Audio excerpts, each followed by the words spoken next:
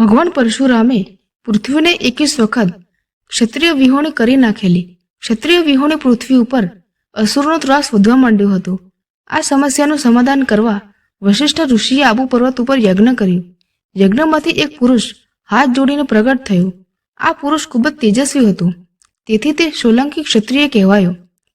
ત્યારબાદ બીજો પુરુષ ચારેય હાથોમાં શસ્ત્રો ધારણ કરીને પ્રગટ થયો, તેથી તે ચૌહાણ ક્ષત્રિય કહેવાયો.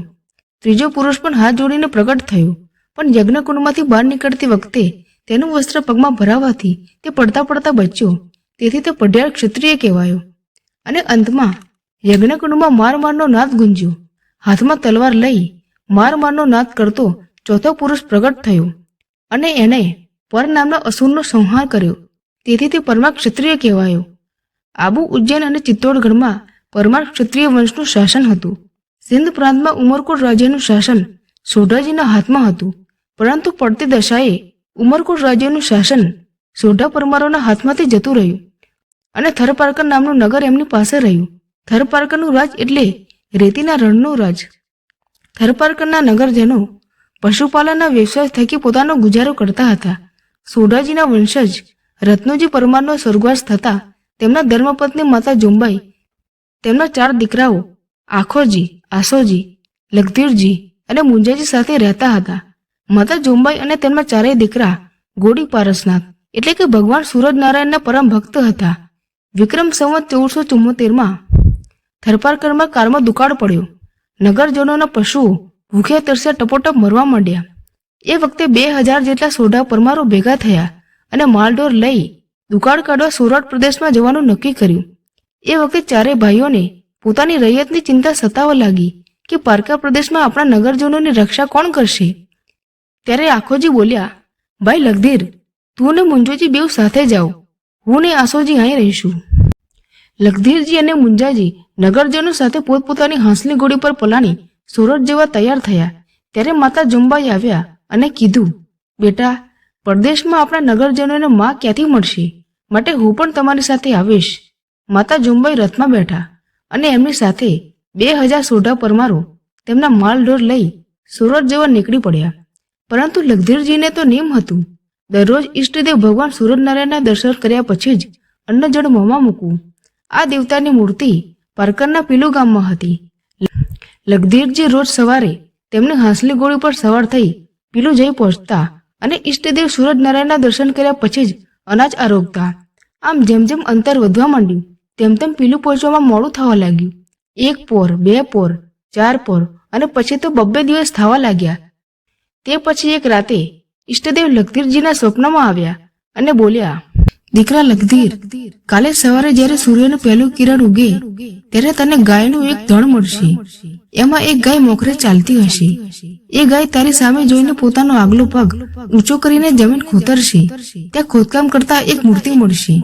રોજે એ મૂર્તિના દર્શન કરી અન્ન આરોગજે અને એ મૂર્તિને રથમાં પધરાવી તારી સાથે લઈ જજે. જ્યાં રથ ઉભો રહી જાય ત્યાં તું ગામ બાંધીને રહેજે, તારો વિજય થશે. બીજે દિવસે સવારે સપનાની વાત સાચી પડી. પાંચાળ ભૂમિમાં માંડવ ડુંગરની ધાર ઉપર જ ગાય મળી અને સપનાની વાત અનુસાર ત્યાંથી ભગવાન સૂરજનારાયણની મૂર્તિ પ્રાપ્ત થઈ. માતા જોંબાઈ માંડવરાજની મૂર્તિને ખોળામાં લઈ રથમાં બેઠા અને સોનાના થાળ જેવી પાંચાળ ભૂમિમાં અગ્નિપુત્ર પરમારો આગળ વધ્યા. ચાલતા ચાલતા એક દિવસ પાંચાળ ભૂમિના રૂપાળા પ્રદેશમાં એક નાની નદીની બરોબર વચમાં રથ થંભી ગયો. ઘણા બળદ જોડીને રથને ખેંચ્યો, પણ રથ આગળ વધ્યો નહીં. નાળા બાંધીને રથ ખેંચ્યો, પણ નાળા તૂટી ગયા. લખધીરજીએ મૂર્તિની સામે હાથ જોડ્યા અને કહ્યું, હે પ્રભુ, તે રાતે સપનામાં તમે મને કહેલું યાદ છે કે જ્યાં રથ થંભી જાય ત્યાં મારે ગામ બાંધીને રહેવું, પણ આ નદીની બરોબર વચમાં કેવી રીતે ગામ બંધાશે?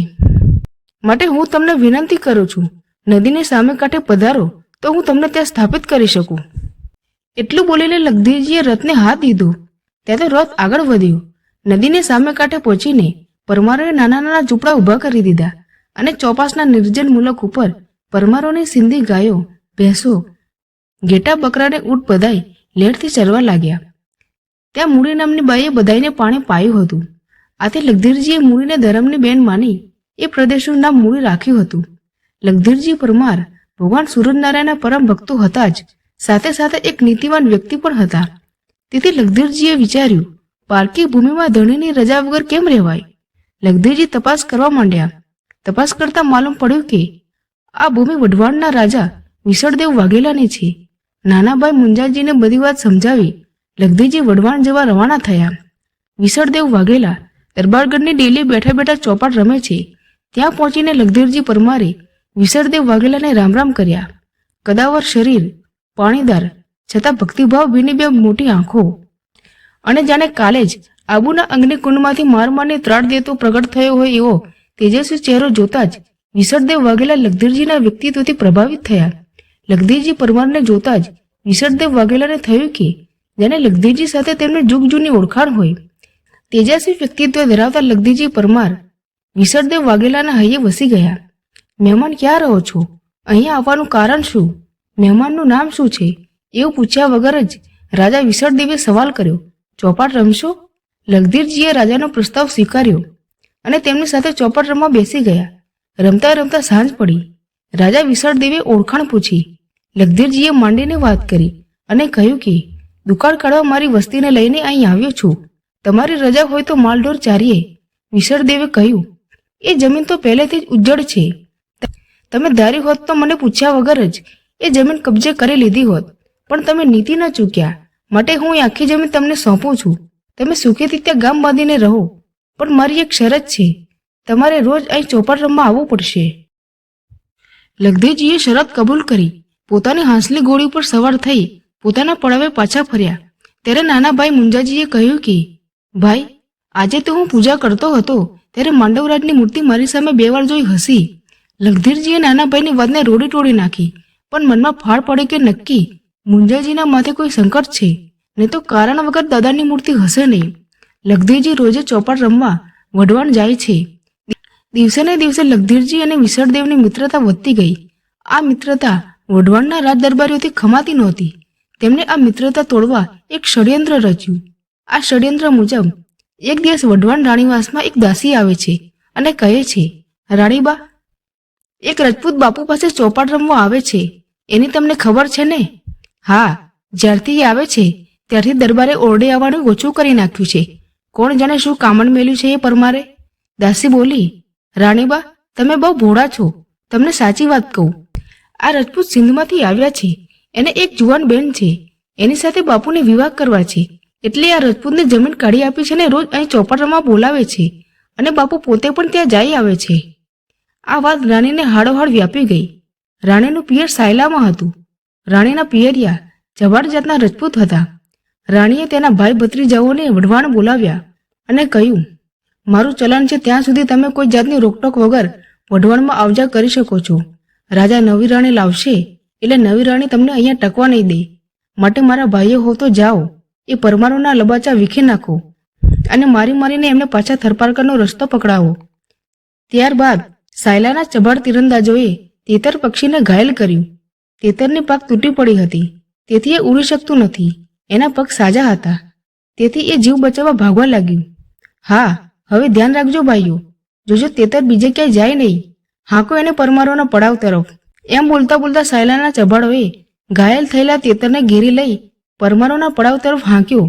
ચીસો પાડતો પાડતો તેતર પાદરમાં દોડ્યો ગયો. એ સમયે માતા જોંબાઈ ઈષ્ટદેવ માંડવરાજની પ્રભાત પૂજા કરી રહ્યા હતા. ત્યાં પહોંચીને તેતર દેવમૂર્તિના બાજોટને નીચે લપાઈ ગયો. માતા જોંબાઈએ તેતરના શરીરમાંથી લોહી ટપકતું જોયું. પ્રભુ પૂજાની માળા પડતી મૂકીને એમને બાજોટ નીચેથી હળવે રહીને તેતરને બહાર કાઢ્યો અને પોતાના ખોળામાં લઈ હૈયા સરસું ચાપીને પંપાડવા માંડ્યા. માના ખોળામાં જેમ બાળક લપાઈ જાય તેમ તેતર માતા જોંબાઈના હૈયે લપાઈ ગયો.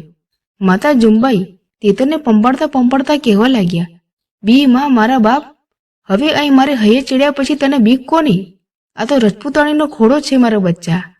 ચબાડો ત્યાં આવી પહોંચ્યા અને કહેવા લાગ્યા, ક્યાં છે અમારો ચોર? અમારો ચોર અમને પાછો આપો. પરમારો આ અવાજ સાંભળીને પોતપોતાના ડેરામાંથી બહાર નીકળ્યા. પૂછવા લાગ્યા, કોણ છો તમે બધા? આટલા બધા રેડિયા શીત કરો છો ભાઈઓ? એટલામાં માતા જોંબાઈ દેખાણા. હાથમાં લોહી તરબોળ તેતર છે.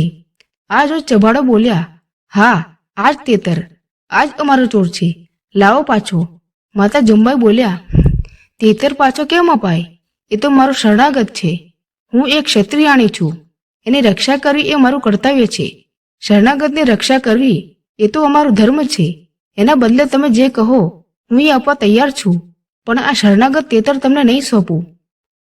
જભાડો હવે તો કોપ્યા. અમને અમારો ચોર સોંપી દો, નહીં તો તમારા લબાચા ફેંદી નાખશું.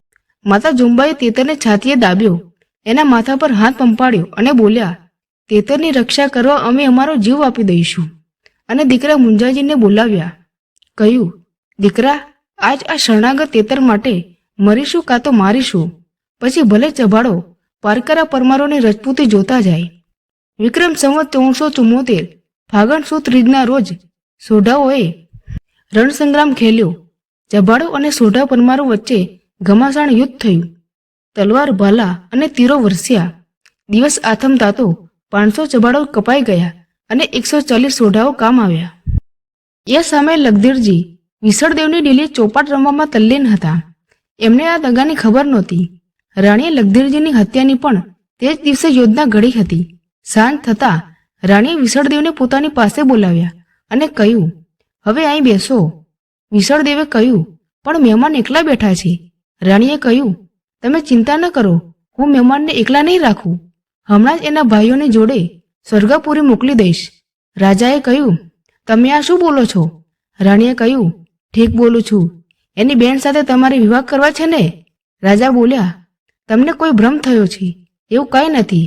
રાણીએ કહ્યું, હું બધું એ જાણું છું, પણ આજ તો મારા ભાઈઓએ એ બધાને જમપુરીમાં પહોંચતા કર્યા હશે. વિસળદેવ બધો ભેદ સમજી ગયા અને દોડતા દોડતા ડેલીએ આવ્યા.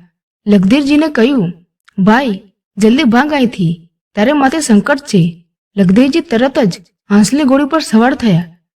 પરંતુ ગઢની બહાર નીકળવા જાય એની પહેલા રાણીના સૈનિકો આડા ફર્યા અને હાંસલી ઘોડી માંગી. લગધીરજીએ કહ્યું, હું એક ગિરાસદાર ક્ષત્રિય છું.